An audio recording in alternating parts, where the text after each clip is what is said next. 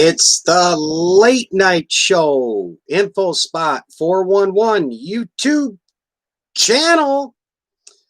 All right, here we are, ladies and gentlemen, another late night show. Yes. Okay, let me go over what I have on tap for the late night show tonight. I keep getting this little error message. For tonight, I put it in my description, but I'll go over it again here briefly. Oh, thank you for coming. Hey, Elliott family of 7, thank you for coming. The late night show, here we are. Okay, a few things I'm going to talk about tonight, and I have it in my description, like I said. This was an interesting story here. The New York subway MTA workers, they set up a man cave, and they got some trouble for it, but I found it kind of funny. I got some pictures of it, and I'm going to talk about this news story here, what the MTA did in New York subway system. They set up this man cave with a microwave and a TV, and they put a futon down there. Anyway, it's going to be a funny story. A new Guinness World Record is out. Oh, my Lord. Just when I thought I heard it all, this is one of those things to me. It's just somebody did this just to have a Guinness World Record. But anyway, I'll get into it. The new Guinness World Record was set here out of Tennessee. I also have here, this is interesting, the top 10 stolen cars so far in 2020 in America. So I'm going to go over the list of the top 10 stolen cars in America in 2020. This is from July 23rd. It's out of CBS Denver. It's a Channel 4 news station. It's a CBS affiliate out of Denver where I got this list from. So it would be some good information. What else I have here? Oh, I was at the library and I saw this book. Now, this book came out in 2001, but it's still interesting. It has some really cool information about classic TV and movies. And I got some stuff out of here we'll talk about. It's the TV Land to Go book. Let me put it right here. As you could see all my paperwork here, I printed up some really cool stuff here. I love some of the old sitcoms and stuff like that. So this is the TV Land to Go book. We're going to talk about that. Some interesting stuff on classic TV shows and actors, movies, all that good stuff. Oh, yes. I have a rant. Wrong mask wearing. I want to talk. I was at a sub shop here in Detroit, and I saw this, and I went, oh, my Lord. Anyway, I got a little rant about people not wearing these masks right, I'm going to talk about my next videos upcoming. I got a little bit of that in my next video I'm going to be doing and what's to come. So I'm going to get into that, as well as we'll have some general conversation and networking as we get more people on the live here. I hope everybody's enjoying their weekend, and I thank everybody here for coming in and watching my live, as well as everyone is going to be watching it, a few days later, whatnot. So anyway, Elliott family of 7, Lawrence YouTube, welcome. I'm going to get a sip of my Red Bull here, and then we'll get into some of the stuff here to talk about. A general conversation as well, so if somebody wants to ask a question or bring something up, we'll go ahead. I just try to stay off the politics for the most part. I touch on it slightly if it deals with a news story. Oh, yeah, here it is, Elliott, family of 7. Red Bull. Me too. All right. Let me get on here with my show, the late night show. First up, New York MTA workers set up a secret man cave under the subway tracks. So, before I get started with this, I forgot to mention an important part. I won't be doing a tribute video with my live here, but what I'm going to do, everybody's in my live, I'm taking a note. I'm going to share you out in my community tab on my YouTube channel. So I'll grab one of your videos. I'm going to put something nice in about your channel. So that's what I'm going to do tonight for everybody who comes on my live, as well as I grab some people that watch my lives in full and regularly, and I'll share them out as well. So that's what I'm going to do different. I'll still be doing tribute videos, But for tonight's live, I'm going to do a community post share out on you and your channel. Is my way of saying thank you for coming in my live. So, all right, let's get into this. MTA workers. This is the workers that work in the subway system in New York City. Oh, you're welcome, Elliott Family 7. Thank you for coming. Okay, this is from United Press International, September 24th, 2020. Now, real quick, Elliott Family 7, United Press International, I enjoy going on their website. They're more about news stories that the mainstream media doesn't cover, as well as funny and interesting, news stories. So I go on there a lot to take a break from the politics and the COVID-19 we're inundated with it on the news. Anyway, it's a pretty cool story, and I got some pictures here to show you. Investigators with New York's Manhattan Transportation Authority said a group of employees were found to have maintained an illegal man cave in a storage room beneath the subway tracks. The Office of the MTA Inspector General said, let me just do a volume check here. Okay, there we go. Acting on an anonymous tip, discovered a storage room at Grand Central Terminal contained a man cave outfitted with, listen to this, a futon, a TV, streaming device, a refrigerator, microwave, exercise equipment, air conditioning, and more. A secret room beneath the Grand Central Terminal and make it their very own man cave. So they set up the secret room. I guess they were going in there taking breaks and rest, a place to hide out. Anyway, the man cave was located behind a locked door in a locksmith shop storage room below track 114 under the terminal station. So basically, they got a storage room that a locksmith used, and they set up a man cave there. 3 MTA employees, a wireman, a carpenter, and an electrician, have been suspended without pay in connection with the investigation, officials said. And lastly, MTA officials said the project is now underway to map off rooms at Grand Central Station to ensure they are being used for proper purposes.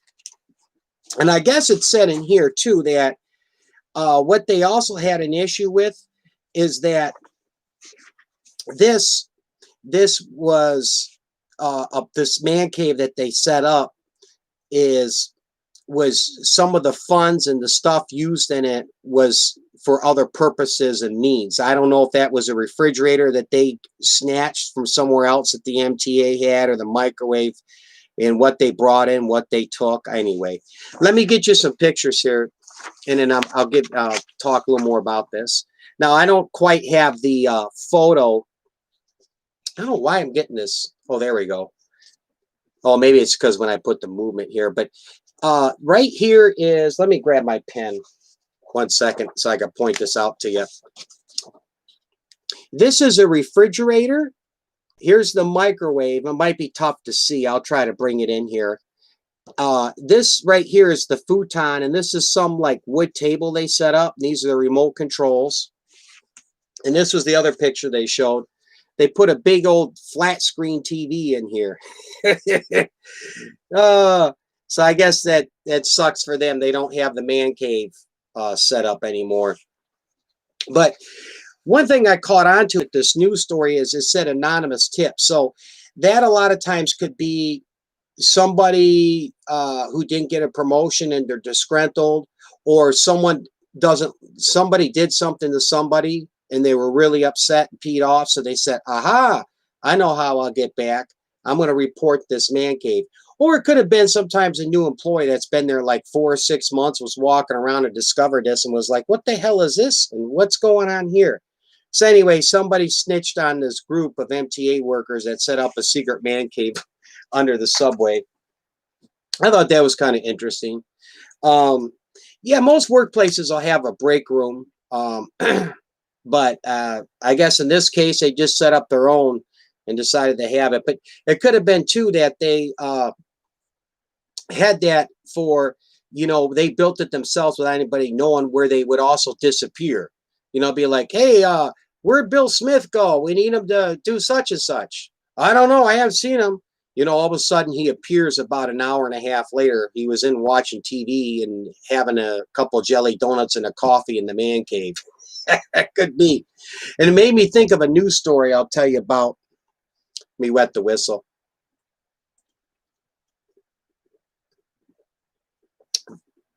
Thank you for coming, Virgo Automotive.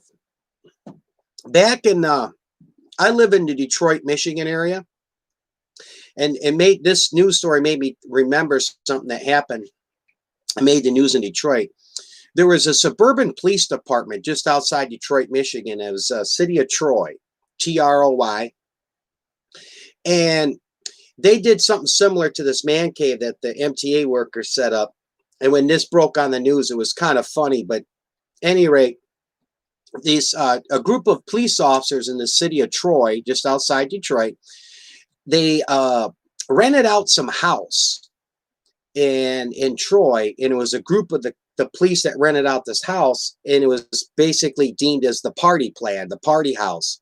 Well, a lot of these cops, what they were doing while they were supposed to be on duty doing traffic and taking calls and that, they would go to this house, go take a nap for an hour, go play cards, go read the newspaper, relax. But a lot of the people lived in the neighborhood, you know, on that street over, were wondering what in the world's going on. They've seen all these Troy police cars constantly throughout the day, pulling up in the driveway, parking, going inside the house and leaving the house. You know, sometimes a police officer will have a house and take a squad car, you know, to the house, but it was all these different police cars kept coming and going out of the house. And what happened was someone in the neighborhood knew somebody within the city council. So they reported it to them, and then the city council got with the chief of police and then, you know, say, hey, this is such and such is going on. And they found out about it. It broke in the news that a group of these police officers rented out this house and made it like a party plan that they would go hang out at while they were on the job. Before I move on to my next story, I got my notepad here. I'm going to write down all who's here on the live, and I'm going to put you in my community tab. I got the Elliott family of 7. Thank you for coming. Elliott family of 7. Okay, Lawrence YT. Hold on here. Just bear with me 1 second. I'm just writing this stuff down. Lawrence YT for YouTube. Virgo Automotive, thank you for coming. And as well as we're networking with each other, and I just want to say, I'll move on to my topics here. And when I say networking with each other, and then I might get some more people on the live, but by that is, if you see someone, and I'll do some channel drops here as well, because I'll do my part. If you see somebody, go on their channel and do 3 things, okay? Genuine networking, as I refer to it as. Subscribe to them if you're not. Watch at least one of their videos in full. So I'm sure they'll have a 7 or 8 minute video or 10-minute video in full. Do a full watch, no 2 minutes, no 3 minutes, no 1 minute. Do a full watch on at least one of their videos. Drop a like and a nice comment, because that's what you would want when they come to your channel. So that's what I refer to as genuine networking, no sub for sub. Okay, before I move on to my next topic, I'm going to do a couple of channel drops here so you guys can also network with each other while you're on the live. Okay, let me get the Elliott family of 7. Just give me a second here. I'm waiting for my internet to connect and pull up everything. Okay, my channel. I got you my featured channels, Elliott family of 7. So I'll pull up the link here. Okay, here we go. Elliott family of 7. Now, Elliott family of 7 has some really good videos. He does a lot of him and his wife and their kids. They do mukbang videos, and they do some other funny videos from time to time. They're going to Walmart and whatnot. It's kind of like, you know, reality TV. When I watch a lot of times the Elliott family of 7, you know, and I enjoy some of the mukbang videos. Okay. And I comment and watch, because Elliott family of 7 does a lot of things, from Jimmy John's to Domino's Pizza to they freshly cooked food, and they'll do that in their mukbang videos, as well as grocery hauls. And He does a lot of great things for the homeless in the community, and that's awesome. Virgil Automotive. You are very welcome, Elliott family of 7. Okay, Virgil Automotive. I'm going to do a couple channel drops, and I'm going to move on with my topics here for everybody tonight. I've watched some of your stuff here. Well, I do watch Virgil Automotive, and boy, he covers a lot of things. You know, like how to remove a fuel filter from a 1998 Ford Taurus, and all kinds of stuff. You go through his video list in anything automotive, he's got it, man. A lot of stuff, mostly a lot of auto repair is what I see on Virgil Automotive. Let me get you in here, buddy. Okay. Who else do I have I see so far? Okay, Lawrence YT for Lawrence YouTube. Let me get you in here. I'm trying to remember. I know I've been on your channel, Lawrence, a couple of times. Okay.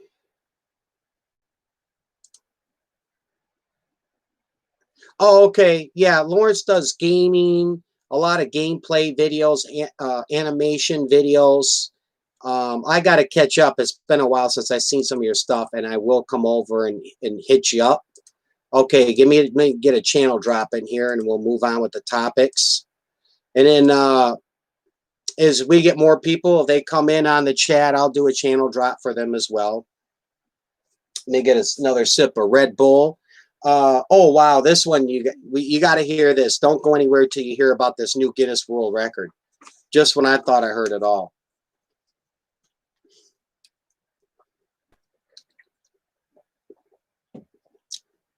Oh, thank you for coming, Unified Gaming.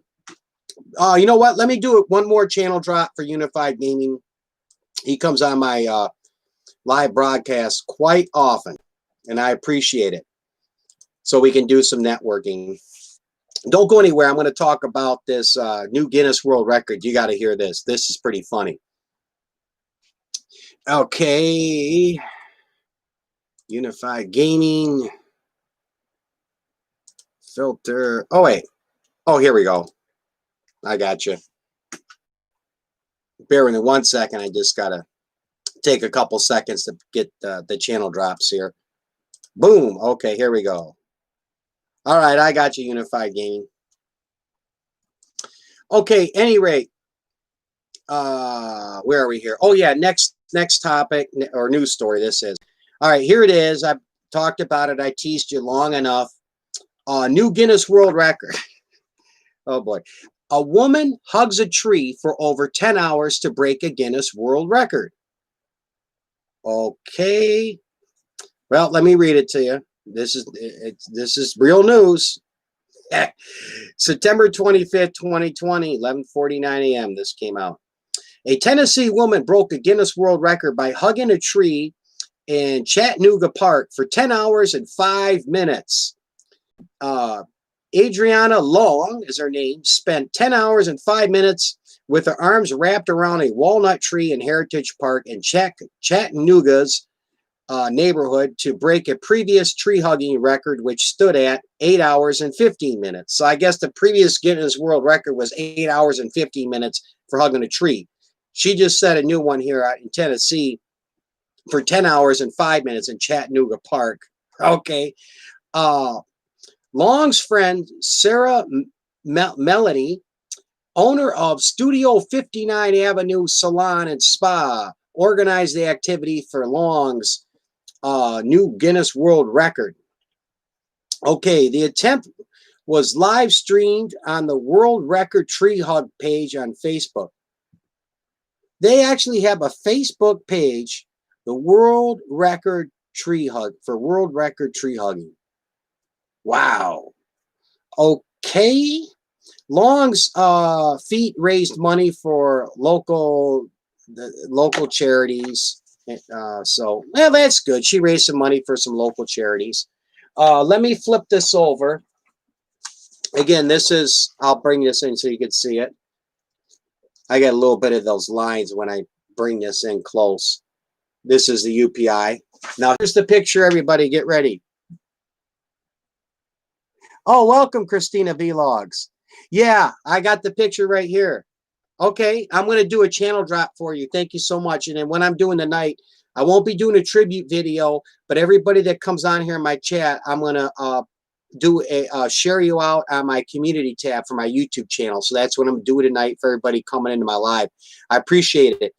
Christina Vlogs, I'll do a channel drop on her real quick. She does, it is her name says, she does great video logs and she helps small YouTubers, as well as she does a lot of good recipes and cooking stuff on her channel. Great friend of mine on YouTube. So yeah, definitely network with her for sure.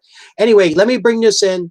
And man, my screen gets wavy when I bring these in close. But anyway, here is the, I printed this up off the news website, but this is the lady right here, and this is the walnut tree in the park, and she's hugged this tree for 10 hours. So there she is. She's just set a Guinness World Record. I don't know. I'd be like, oh wow, you got a Guinness World Record. They see the plaque on the wall, in their house or in the salon. Be like, yeah, I hugged a tree for 10 hours. I just said, Tina, I'm thinking like, yeah, this must be like what they're really chasing is a certificate, and they have their name officially on record as setting a Guinness World Record. It's just one of those dumb things. Like, I think there's actually a Guinness World Record, like somebody who actually ate like 5 or 6 light bulbs. They chewed that glass down so fine. And there's some really, really weird records. But this, yeah. Okay. I hugged a tree for 10 hours. Congratulations. All right. Let me get a channel drop for Christina Vlog, my friend Tina. A second. If you're not connected with her, definitely network with her. And again, that means watch one of her videos in full, drop a like and a comment in the full watch on her video, and subscribe to her channel, and she will return the favor. Genuine networking, as I refer to it as. Okay, 1 second, Tina. I got you. Hey, Tina, my first news story, I don't know if you caught it. Yeah, I kid you not. If you go on Google, put in like a record for person eating light bulbs, it'll come up on Guinness World Records. Yep. I think it was also on Ripley's Believe It or Not, somebody eating so many light bulbs. I don't know. I mean, yeah, it'd be very dangerous. I figure, start cutting internal organs. It's basically a glass. I don't, odd stuff. That's a record I won't even attempt to break. I could tell you that right now. Oh, real quick, Tina, while you're here, because you're in New York City, my first news story topic was about these, I don't know if you heard about it. These MTA workers set up like a hidden man cave under Central Grand Station. They had a futon and a TV and a microwave, refrigerator, and exercise equipment. And I guess it's somebody snitched on them and they found everything out. 1 second, Unified Gaming. I'm going to get to that. So, Victory, yay. Thank you for coming. I didn't know if you heard about these MTA workers that got in trouble there in New York City in the subway. I was reading it. I just showed the pictures earlier, Tina. I'm going to go over that a little later, but I will have some product. I will have a couple product reviews coming up. Yeah, here, I'll show you the picture real quick. I won't backtrack over the whole story, but I'll bring up the pictures. Supposedly this is a storage room for a locksmith. And then, Tina, they put in a futon, a table, that's the refrigerator, and a microwave. And then they put a big old TV up in there.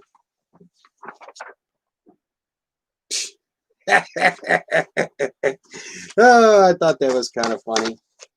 At any rate, Donut Toys and Games, thank you for coming.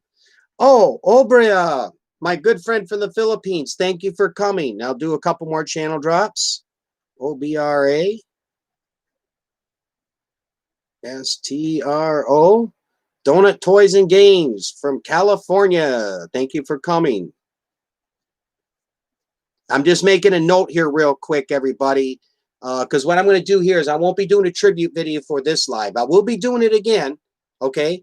But for this live, I'm going to share you out on my community tab. So everybody that's in here, I'm going to take a note. You'll be on my community tab. Victory, yay! All right, thank you for coming.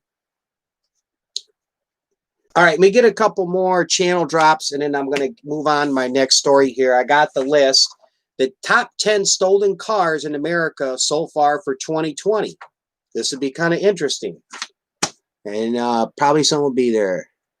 Okay. Let me get here Obria, and then I'll get you Victory A. I'm going to do a couple channel drops, and I'll move on to my topic, everybody. Genuine networking again. If you go to someone else's channel, subscribe to their channel, but also do a full watch, at least on one of their videos, a full watch. So, find like a 7 or 10 minute video, do a full watch, drop a like and a nice comment, and they will return the favor. So that's genuine networking. My good friend Obria here from the Philippines is a great person to be connected with on YouTube. He helps out a lot of small YouTubers, big time. Okay, copy. All right, channel drop coming up. And it's been a while since I've been on your live, Obria, but I haven't even done a live of my own here in a while. Just some crazy scheduling with work lately. Donut Toys and Games and Victory, yay. Let me get you in here for a channel drop, and I'll move on to my next topic. Okay, Donut Toys and Games. All right. Just takes me a couple minutes there. I got to pull up your channel and get the link to do the channel drops here. Some of you I know are already connected with each other, but if you're not, like I say, go to each other's channel, get a full watch on one of them videos, drop a like and a nice comment. You know how it goes. All right, here we go. Donut Toys and Games. And one more. Victory, yay. Victory, yay. Okay, I got you, buddy. Now, my friend Victory, yay, a very good friend of mine on YouTube. His niche is mostly NBA basketball, a little college basketball, but he does gaming with basketball, but as well, any questions you have or information on NBA playoffs or past NBA teams, anything basketball, he knows his stuff. So just about anything basketball, go over and check out Victory Ye's channel here, and I'm going to channel drop his, I keep hitting the wrong button, I'm sorry. Home. Okay. You're more than welcome, Victory A. Genuine YouTuber as well. Genuine YouTuber. Okay, here we are. Thank you, everybody, for being here. I got a few more things to go over. I'm going to get a sip of Red Bull. I like to wet the whistle here.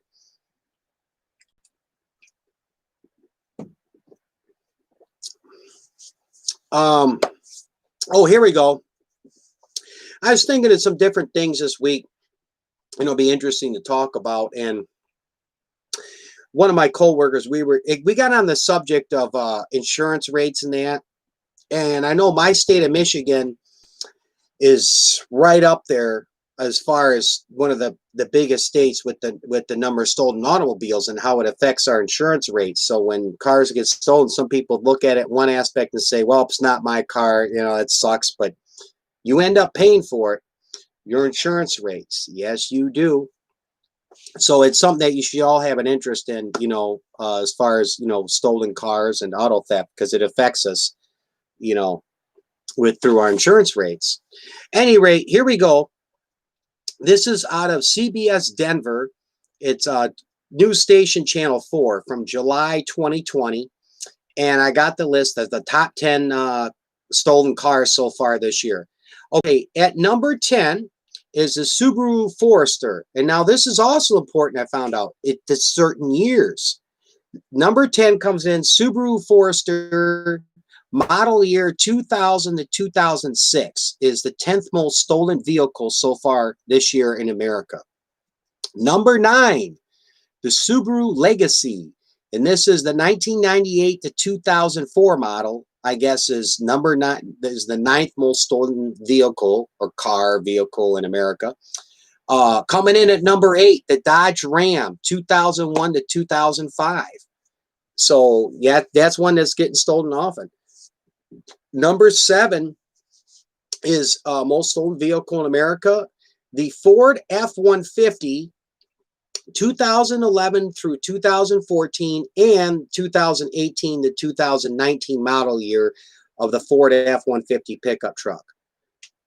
Oh yeah, they're on here. Number 9 and 10 Subaru. Yep, is most stolen vehicle so far this year in America. Where am I here? Okay, number 5. The 5th most stolen vehicle in America so far. At number 5 is the Ford F-350, and that's the model years of 1999 through 2006. Wow. Now I know the F-350, that's a big pickup truck. I can't remember if they're all. Oh, thanks for coming, Bud's Backyard. I'll do a channel drop on you. Oh, you stole a Yugo. Would you probably get a tow cable and just strap it around your back? Those cars were so small. I remember the Yugo. Oh my God. I'll tell you a story about the Yugo once I'm done with this, Bud. You'll make it kind of crack up. But it's sad and bad. I mean, it's funny, but yet it's sad what happened. I'll get to the Yugo story. Let me finish this. Okay, anyway, number 4, the 4th most stolen vehicle so far this year in America, the Chevy Silverado, 1999 to 2006, and the 2020 Silverado. 4th most stolen vehicle in America this year. Number 3, the Ford F-250 pickup truck, model years 1999 through 2006. Okay, I'll get to that once I'm done with this, Bud. I promise.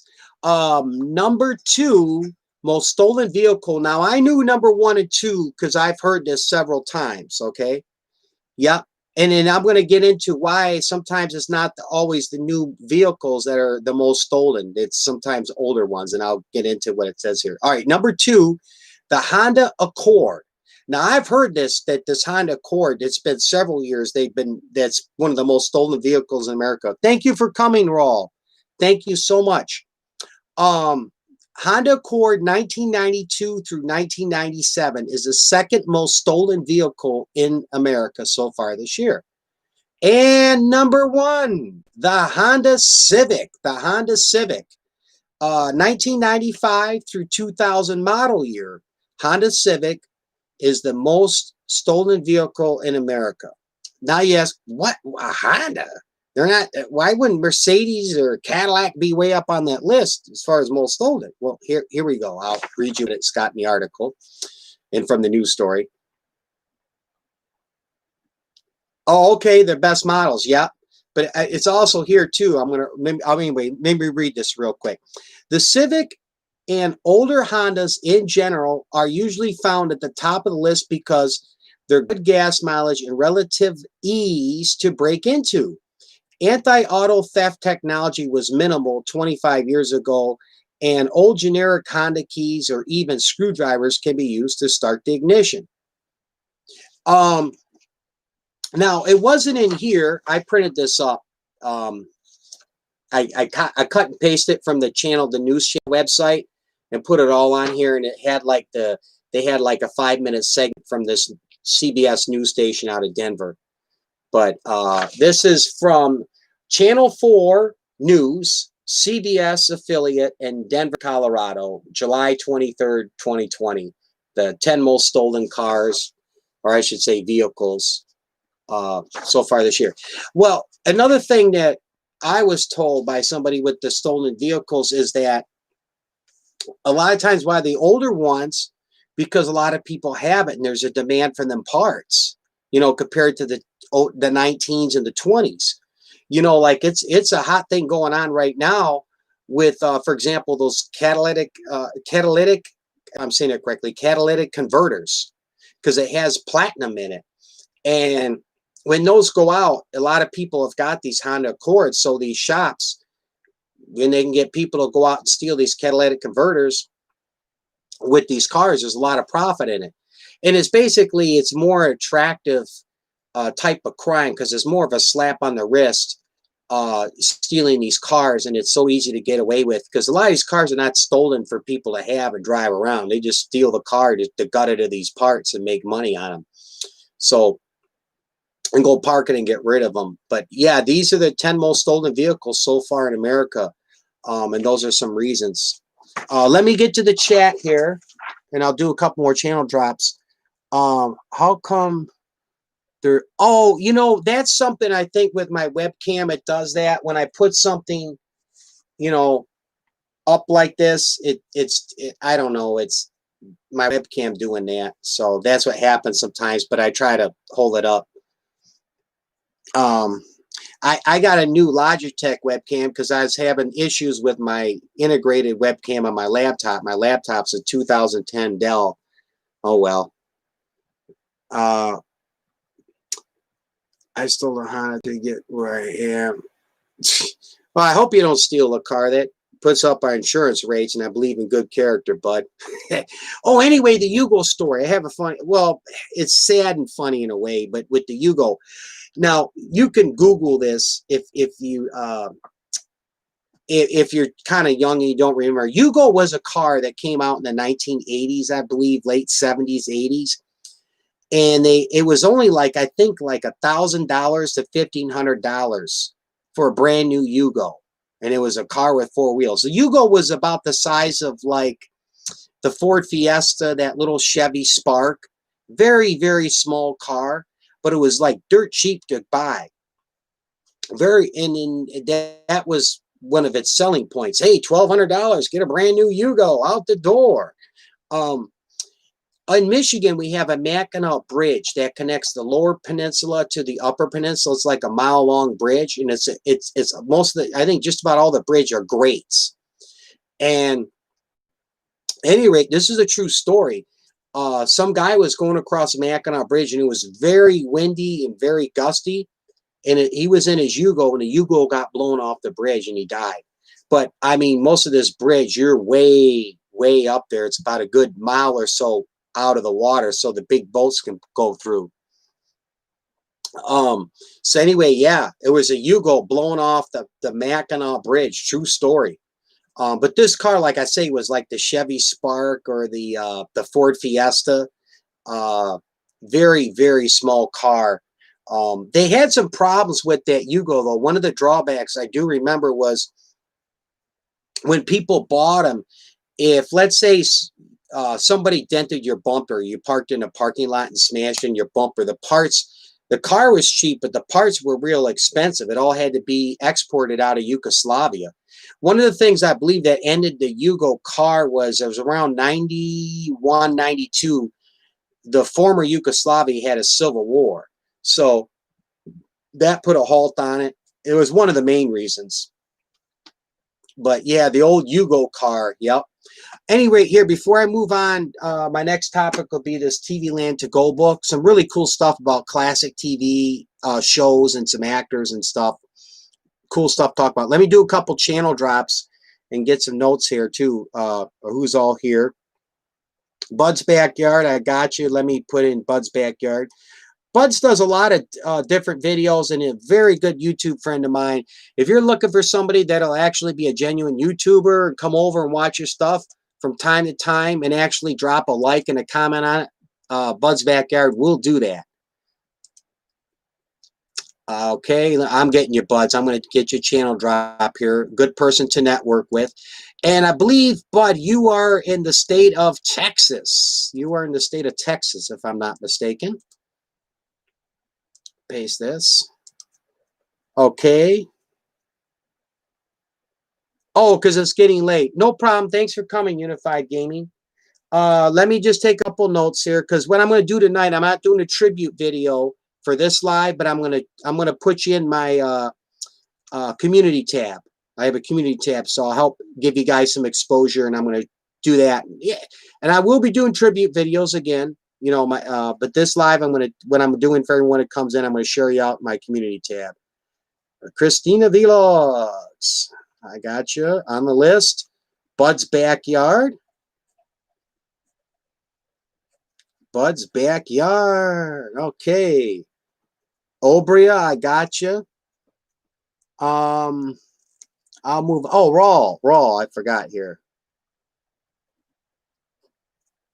And thank you for coming. Oh, wow. That's cool. 7 people in here. Anyway, let me get a sip of my Red Bull, and I'm going to move on to something fun to talk about.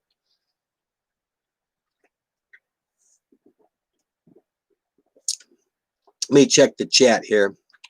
Poor Hugo, my ex-father-in-law was Al Brankin, who, oh, okay, was Al Brankin who imported Hugo. Oh, okay. Yeah, I think it was made right there in Sarajevo, where they had the 1984 Winter Olympics. That was the big city in the former Yugoslavia. Because Yugoslavia actually means united.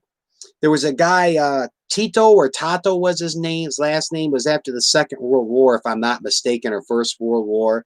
And he died, I believe it was like around 79 or 81.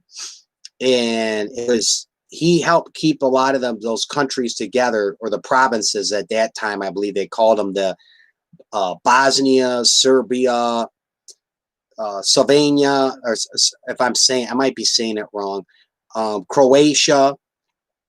Actually, Melania Trump comes from the former Yugoslavia.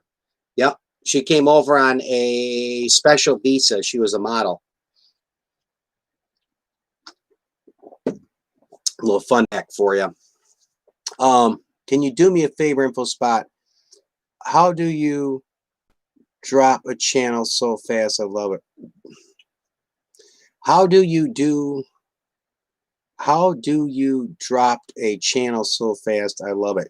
Well, you know, one thing that helped me, Obria, there is no secret. Now, I've talked about a few things, and I'll move on to the CB Land book here. One thing that really, really helped me was that Cadillac video. That thing blew up. And I put the Cadillac video on some special Cadillac Facebook pages. And I had some custom music made for that Cadillac video that I actually have the rights to those songs. Any rate, once that Cadillac video, that thing blew up to like, I think it was about, it's at for like 4,000 views now. And I picked up a bunch of subscribers on it. I began to carry over, like that tribute video. Oh, thank you, Tina. Thank you. Yeah, it took me about 4 or 5 days. I wanted to make sure I try to cover all the different Cadillac types of Cadillacs, and then put a little bit, you know, like for example, with the Eldorado, you know, from the 50s, 60s, 70s. But at any rate, to answer your question, Obria, it was the Cadillac video brought in so many views and people who were watching it. Now, will I carry on this momentum every video and be getting thousands of views? I'd love to, but to be honest with you, I don't think so. I'll make it a goal of mine, but I'll say this. Too many people get caught up on YouTube with the likes, with the comments, you know, and yeah, we need to get the watch hours, get monetized. I'm not too far from that myself. But the most important thing you can do, I went over this before. Life Anaya, thank you for coming. Thank you so much. The most important thing you can do, whether you're doing lives or it's video, is put your focus on making good content.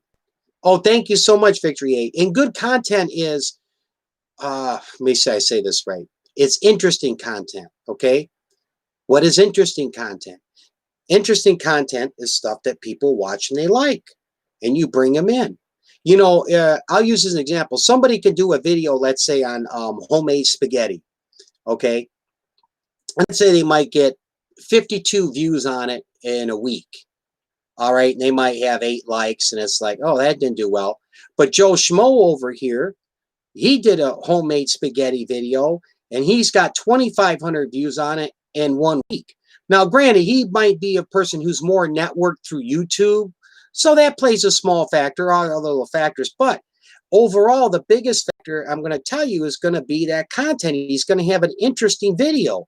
You know, maybe he puts humor into it. He breaks it down, makes it very simple for people to understand. He keeps it short. He's concise. He speaks clearly. He made a great video on how to do homemade spaghetti, and it did well. So that's where people get too caught up in trying to get all these likes, and the views and all that, is keep it on good content, and good content's interesting content. Interesting content is content that people want to watch. That's where you put your focus. That's right. We never know which video might do well. You know, I'll be honest, up until this Cadillac video, my most viewed video on my channel was a drink review I did on Red Bull and vodka, because it's a popular drink with a lot. I'm in my 40s, but like a lot of people in their 20s, it's a real popular drink. And I like Red Bulls. I'm drinking it tonight. But it was only like a 3.5-minute video, and I made it kind of humorous. And I'm like, wow, this has a different taste, blah, blah. People found it interesting, man. And it hit like over 1,000 some views. People kept watching it. So yeah, sometimes you never know, that video be like, might be the one that, you know, does it for you. But that's what happened with me, Obria. But that's what I would tell people, because you see, this is another drawback. Let me rant on this for a second and put this out to you guys. People doing all these silent live streams, a few drawbacks to this stuff why I'm not a big fan of it. You know, each is to their own. It's not that what Ed says is golden, okay? It's just my opinion. But with the silent live streams, what's going to happen is, let's say after 3 months, you got a lot of these silent live streams, you do get monetized. Okay, you hit that 4,000 watch hours and you got the 1,000 subscribers, all right? But when people start to come to your channel and they see 3/4 of your channel are silent live streams, how often are they going to come back to your channel, and are they going to want to watch it? Do you honestly think, unless you're somebody I really know well and I'm trying to help you, you know, with some watch time, I'll put you on, and you know, I'll log in your silent live stream. But when someone comes on your channel and say, oh, here's info spot 401, you can go through my channel. In my channel, a lot of my channels, product reviews, drink reviews, live broadcasts, and I do some other videos. I've done bad drivers, car dealership browsing.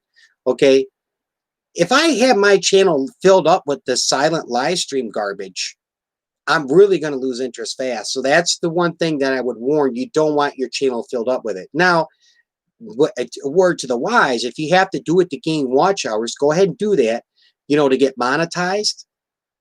But once you are monetized, take all that silent live stream crap and make it private. So when people come on your channel, they don't lose interest like this, with you having, you know, 15 or 20 silent live streams. So anyway, that's my little talk on that. Let me check the live here, and then I got a really cool thing here for us, this TV Land book. Sometimes it is also what people are looking and searching for at the moment. You know, that's a great point, Tina.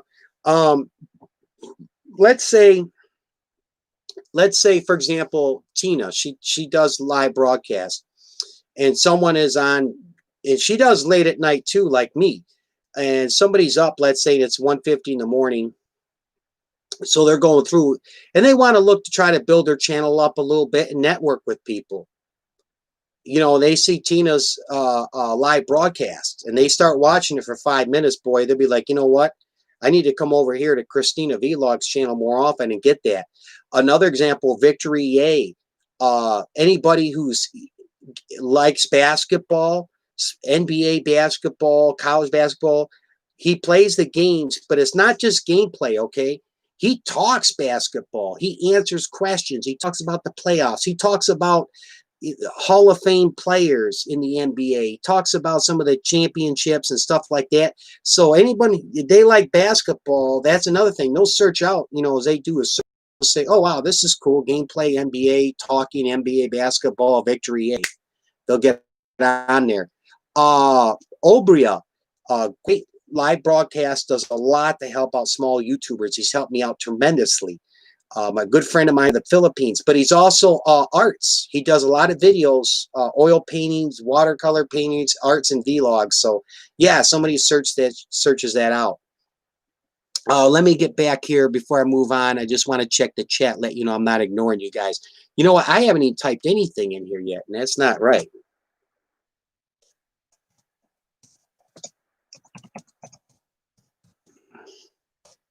Hello, everyone. Oh, yes. Thanks, Obria. Yep. and I will be coming to your podcast. Staying engaged with people will get, that's another great thing, Bud's Backyard. Staying engaged with people. See, that's why when I talk about what I term my definition is genuine networking, when I say go, subscribe to someone's channel, watch at least one video in full, and drop a like and a comment. For example, Buds, you made a comment. Buds comes over to my channel from time to time, and he'll watch some of my videos, and he'll let me be known. He'll make a comment about the video, you know, as well as I will go over to his channel as well. But it's that engagement too, you know. If somebody subscribes to me, watches one video last June, and you know they haven't watched anything on my channel 3 or 4 months, it's going to be a while before I probably hit their channel up.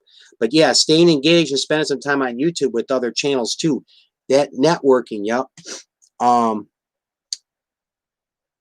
Oh, left out like they got to dress up the page after it makes it look more. You know, that's a great point too, everybody. Christina Vlogs. Dressing up your YouTube page and making it look more presentable. For example, myself, I'll pick on myself here. I think the first, gosh, I think it was up until July, and I started my channel in late January 2020. I used a default banner, Yeah, I mean, it looked all right. It's got that little kayak boat in the water. But I think there was like I think it was like 6 or 8 different default banners you could pick from or something when I looked on there. But anyway, you want to be different and stand out. So I used myself, what I did, there's a number of different things you can do for my banner. Just one thing that makes you stand out. I use Microsoft Paint and the Microsoft 3D Paint. And I got that, the moon, and I got it big bright red lettering. You see info spot 411 YouTube channel. But yeah, you want to make a custom banner, make it look presentable. Same thing with thumbnails. You know, sometimes there's no magic trick with this, but I will give out this bit of advice, or I'll say suggestion. Okay, with your thumbnails, sometimes, yeah, you use a picture from your video. Okay, so like again, let's say Christina Vlog. Tina does a video on homemade spaghetti made easy. So she has her family member take a picture of her right by the stove, you know, with the spoon in the spaghetti pot and a big smile on her face. That's a cool thumbnail. It'll work. But sometimes you get custom thumbnails. You can go through my channel. I've done a lot of, even my live right now, I did a custom thumbnail. I could do one like this. And, you know, I'm smiling or something. But I like to make a nice custom thumbnail. But the presentation, make your channel look nice. It helps. It's not everything, but, you know, it does. It comes across really good to people who just come on your channel. So when you spend time, do a nice banner, custom thumbnail sometimes. Yes. Yeah. Bud's Backyard has a comment. I learned that a thumbnail will get more hits. That is true. Let me give you an example. My Red Bull and vodka, for example, I'll use that video. It's like over 1,000 hits, and I did that thing, I think, like last March. But for my thumbnail, rather than a picture of me sitting here holding up the Red Bull and the, you know, and a bottle of vodka, you know, or put my arm around a Red Bull and vodka, what I simply did, I made the custom thumbnail. I got a picture of Red Bull, which actually give me a good reason to go take a sip of it right now. And then I got a picture of the Absolute Vodka. And I use that Microsoft Paint, and I put that in the thumbnail, the picture of the vodka and Red Bull. So somebody who doesn't do that great of a thumbnail is just kind of holding a drink at a distance versus mine. And this is where what Bud's Backyard said, I learned that thumbnail will get more hits, okay? Let's say a couple guys are going out to the club, and they're like, yeah, man, I heard that Red Bull and vodka is a pretty good drink, but use what people think of this Red Bull and vodka. Oh, you're sipping Lone Star now. Okay. Anyway, let me finish up my point. And this will help you. So you got a group of guys, all right? Let's say 3 or 4. And they're like, I never had that Red Bull and vodka. I heard about that drink. And you know what? I'm on YouTube now. Let's do a YouTube search and let's watch a couple reviews of how this thing tastes, this Red Bull and vodka. See what they say about it. So they put Red Bull and vodka review. And let's say my video comes up like the 5th or 6th one, Red Bull and vodka review. And they got 8 to pick from. It might be the thumbnail, which does happen. So that is a very good point. Saying I'm losing connection. That's probably my Wi-Fi. I might have broke out. I had a warning message. My Wi-Fi broke up for a second. Anyway, so a group of guys, okay, they search out Red Bull and vodka drink review. And they pull up, let's say, 8 different Red Bull and vodkas. And out of the 8, mine is one of them. So they'll probably watch 2 different reviews, okay? Mine's like 3.5 minutes, whatever. So what's going to set me apart from these other 7 Red Bull and vodka videos? From them clicking on and watching it. And these are people that don't know me. The thumbnail. Now, yeah, don't judge a book by its cover, but when you got 8 books, meaning 8 videos, one thing will be sometimes a description. They'll click on and want to read a description, but they look at those thumbnails. So it might just be that thumbnail. It grabs them like that. It's got the right front and center, the picture of the Red Bull can and the vodka bottle. So I'm just using this as one small example. Yes, it does pay off sometimes to do a nice thumbnail. Now, I can't tell you what's the perfect thing for a thumbnail. And some people are speaking out their rear end if they say that, because sometimes what works is a simple picture yourself. My only thing would be, my suggestion, just make sure it looks good, looks nice. So if you do a picture yourself with the video, like I say, let's say it was a homemade spaghetti video, have a nice picture of you doing it. That's do it. Yeah, click-through rate. Yep, that's a good point, Bud's Backyard. So, yes, very great. Let me just check what else we got going on in the chat here. Okay, all right, let's move on. Some other good stuff to talk about. Let me put this here. The big book of anyway, TV Land to Go book. The big book of list, TV lore, and TV's best. This is an older book from 2001, but there's some really cool stuff in it. So anyway, let's talk about this book. I got a few things I printed up here. It's not like a normal book, but it has all kinds of different things in here like this. So what I'm going to do is I printed up, I think 4 or 5 of these to talk about. If you like TV shows and interest in old shows and the actors and some movie stuff, this is more about TV shows. There's a little bit about movies in here. And this is an actual cable channel or satellite channel, TV Land. Oh, you're fading, bud. I'll catch you later. Oh, okay. I know I cut out for a minute. It showed my Wi-Fi cut out for a second because it'll give me a warning. Anyway, I'm going to start off here from the book. I thought this was interesting, this TV Land book. The 10 best movies with stars who first made their mark in television. I'll bring it up. I keep getting wavy when I put this. Anyway, this is the 10 best movies with actors that first made it doing TV shows. So, without further ado, let me start off at number 10. Flip the list over. A funny thing happened on the way to the forum. Phil Silvers. I don't know. I think I heard of Phil Silvers before, but at any rate. At number 9, Animal House with Jim Belushi. So apparently Jim Belushi, he first made it TV before. Well, he did do Saturday Night, the SNL, Saturday Night Live, and something else it was. Okay, number 8, Back to the Future, Michael J. Fox. Where did he first get seen? I believe it was The Family Ties. There was a big show in the early 80s. And that was a breakthrough, and man, he made it big in movies. Okay, number 7, American Graffiti with Ron Howard. I haven't watched that movie in years, but it's a cool nostalgic movie. Makes you feel like you're in the 1960s.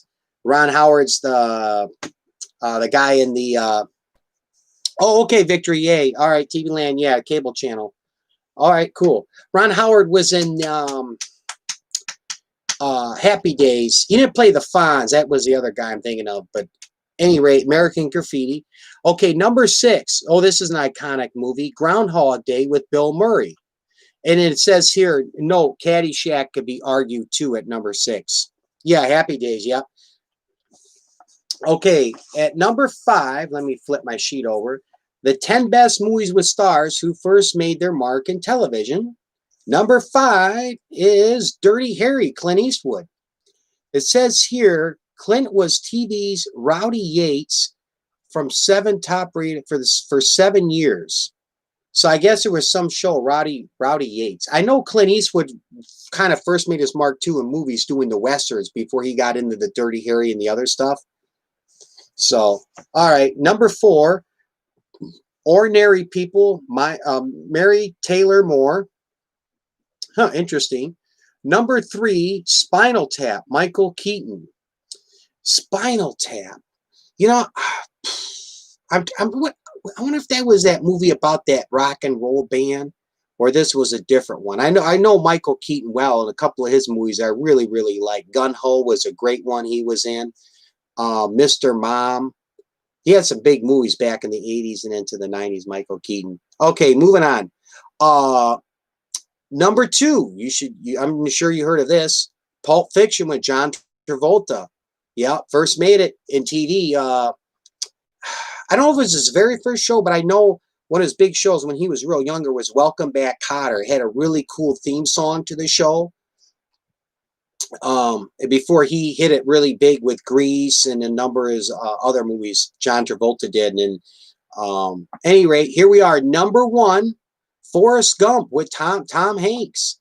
And that was the 10 best movies with stars who first made it in television before they became a big movie actor. And that was the show he was in. Really was, I found it just kind of boring and dumb. But Blues and Buddies, and that was some show back in the 80s, and I believe it was him and his friend found this apartment complex that was affordable, but the only catch was J-Pot TV, hello, thank you for coming. Blues and Buddies. It was an apartment complex, and they needed an apartment, but in order to live there was like a female-only apartment complex to get an apartment room. So they pretended to be women, and they had all their dress and garb near the door, and they would dress up as women, and they would come and go, and then they would always encounter all kinds of different problems. I've watched it a couple times, but it never came across as a really funny show or a great interesting show, Blues and Buddies. But that's where Tom Hanks got his big break before he got into doing the movies, was with that show Blues and Buddies. Let me put a note in here. Thank you, everybody.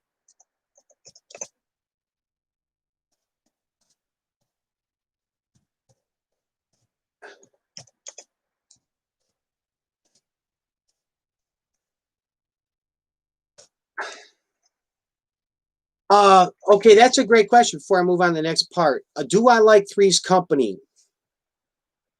I don't, well, how should I say?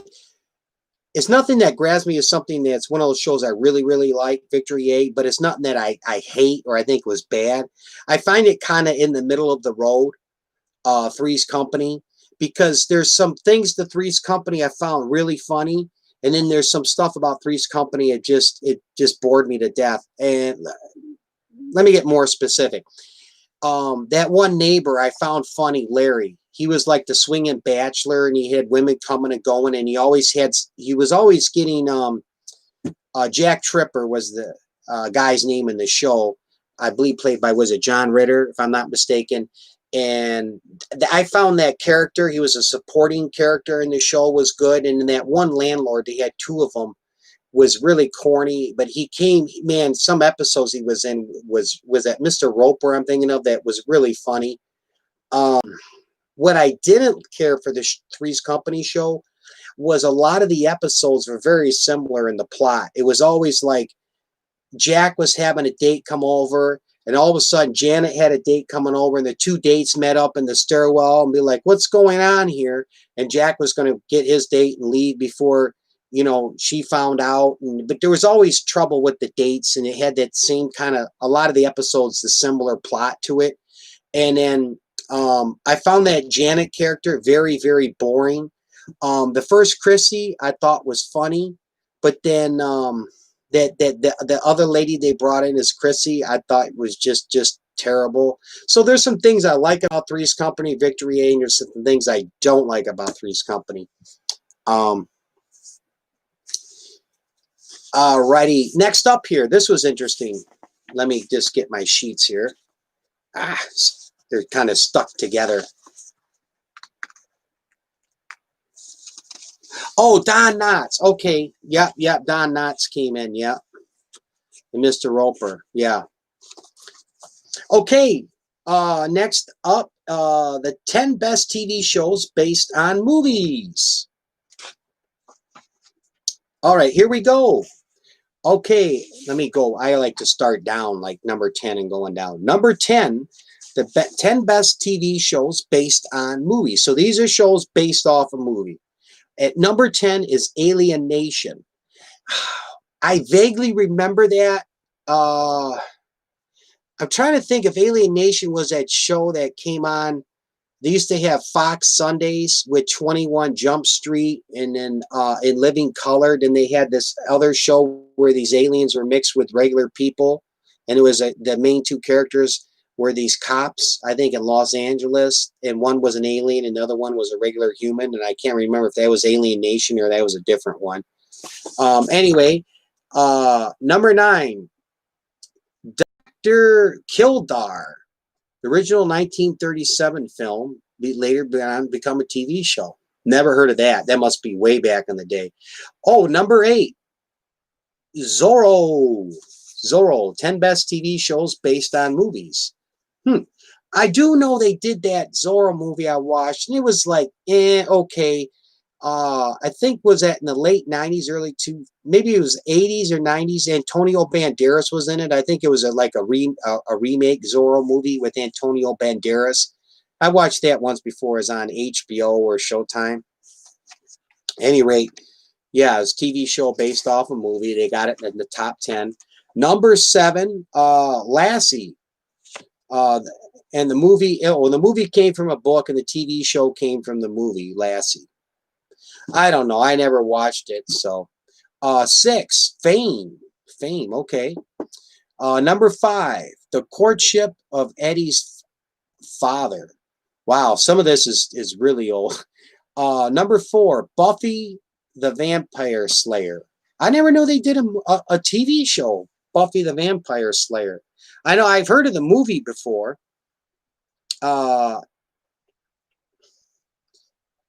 Any rate, okay, number 3, Alice, from Alice Doesn't Live Here Anymore. Kiss Me Grits, huh? Oh, yeah, I don't know. Some of this is real old, whoever did this list. Okay, number 2, The Odd Couple. Okay, TV show based on a movie. I do remember watching that show vaguely, The Odd Couple. One of those actors in The Odd Couple, was it both of them? They were in that funny movie, Grumpy Old Men. They were in that movie, funny, Grumpy Old Men. Okay, number 1. Number 1. Now I remember this well, and I've watched so many of the reruns because it was such a great show. MASH. MASH was first a movie, and then they decided to do a TV show. Yeah, lots of old shows, Victory. Yeah, with this list. MASH, gosh, I think I have to check it on Google. It was 11 or 13 years that they did, like seasons. Oh, Jack Lemmon, yes. Yep. And he was in that movie shortly before he passed away with Walter Matthau, Grumpy Old Men, and they did a sequel, Grumpier Old Men, and it was funny. MASH, Alden Alda was the main character. He played Hawkeye, the doctor. And it actually gave a different perspective that war is not, it's always not this, not always, it's not a glamorous thing. There's just a lot of sad hardship that the soldiers, they'll just put the military members go through in war. And it's showing a different perspective.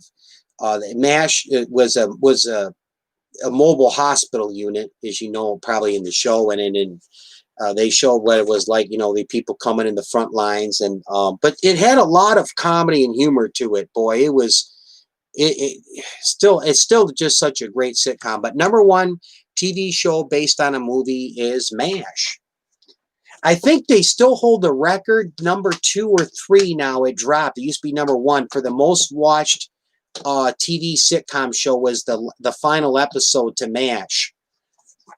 I think Seinfeld broke that record, but Seinfeld, by critics, was the last episode was just so kind of poorly written and just stupid. They ended up in a jail cell. Where MASH, that final episode of MASH, was done so well on how they did that. Do you know Elliot Gould? He was in MASH. I heard he was like an amazing actor. Elliot Gould. Not at this time, Victor Ye, but if I Google his name and see his picture, I probably will. And I forget some of the actors' names. The guy, was it the guy who played Klinger, and he wore the women's clothes to try to get discharged? He was kind of funny in how, what his role. And then that guy who played Charles Winchester did such a good job. Hot Lips. And then the other guy, he was in a number of stuff, who played Colonel Potter. And they did do a spin-off of MASH. It was actually called After MASH. And it was basically they wanted to keep making the money.